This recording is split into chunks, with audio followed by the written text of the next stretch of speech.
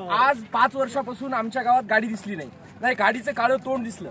पण आज शिंदे साहेबांची सभा आहे म्हणलं की शासन आमच्या दारी आलं। 5 वर्ष झाले आम्हाला कोणते कामं नव्हते, नाही आम्हाला सरकार आपलं तालुक्याला जायचं काम, नाही आम्हाला जिल्ह्याला जायचं काम। 1760 खेट्या घातल्या आमदाराच्या दारी, कोणत्या खासदाराच्या घरी, पण इथं रस्ता सर्व इथून तिथून चांगला असून सुद्धा गावात 5 वर्षात कोरोना काळापासून गाडी आली नाही।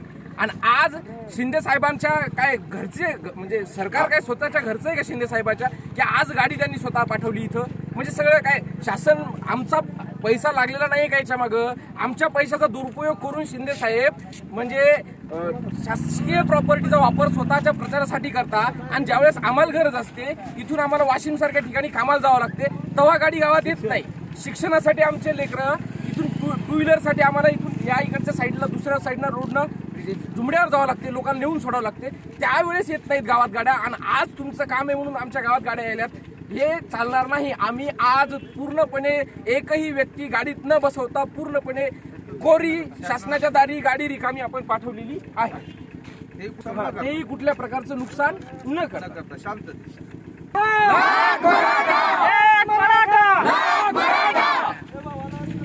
सेनगाव तालुक्यातील गुगुळपिंपरी या ठिकाणी मराठा मोर्चा समन्वयक यांनी शासन आपल्या दारी मुख्यमंत्र्याची हिंगोलीची वारी एसटी पाठवली, रिकाम्या सीटांनी वापसी।